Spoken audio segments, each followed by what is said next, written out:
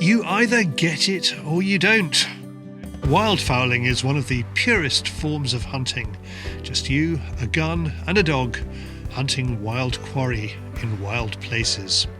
You're pretty much guaranteed to get cold, wet and muddy, and you're certainly not guaranteed to shoot your dinner. I enjoyed seeing everything, you know, watching the sunrise and just seeing, you know, people don't realise, if you're not a wildfowler or if you're not a shooter even, how much there is out here in the wilds of the marshes. So we said you get out there and watch the world wake up, don't yeah, you?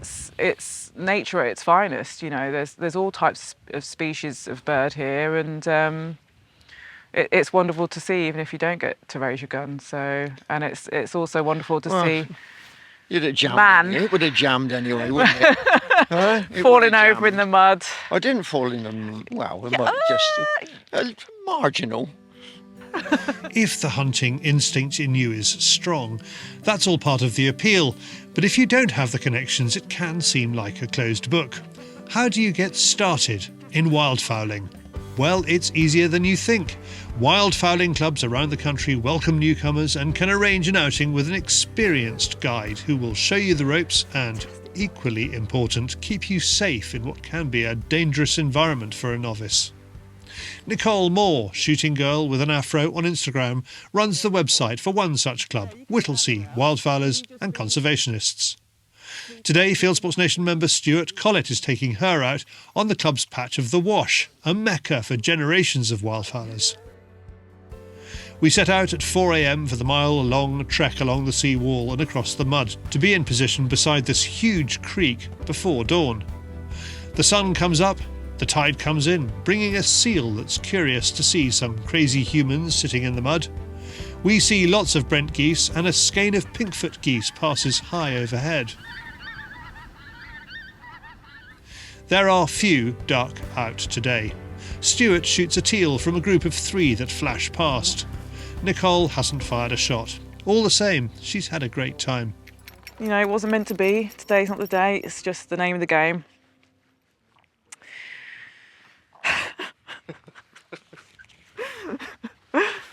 No, it's been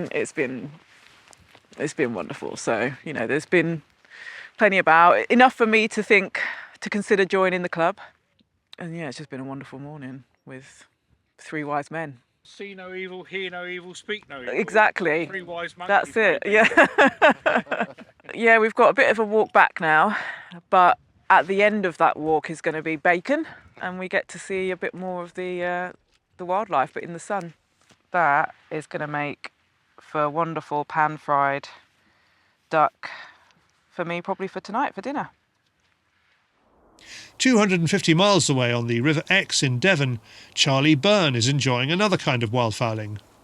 The environment here is different. The aim is the same. The Exe is practically tropical compared to the Wash and has high reeds to help the wildfowlers hide.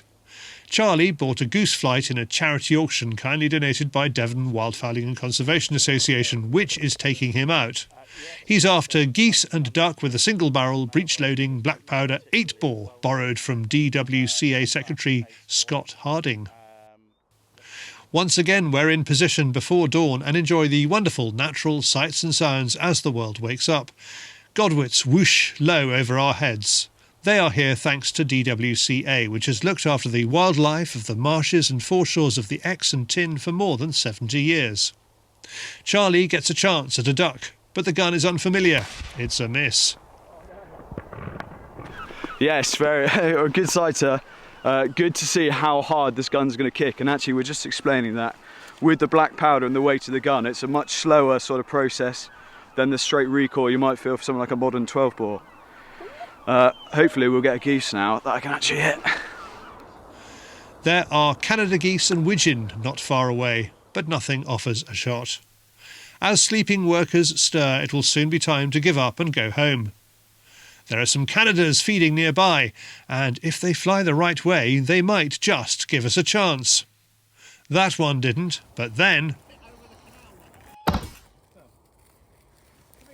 So the 8-bore does the business, and Charlie gets his goose in the end. Good girl. Which is the point, after all, even if we do just love being out in wild places at unsocial times of the day and night. If you want to try wildfowling on the Wash, the Exe or anywhere else in the UK, check out the links below. And to become a Fieldsports member, go to fieldsportschannel.tv/membership.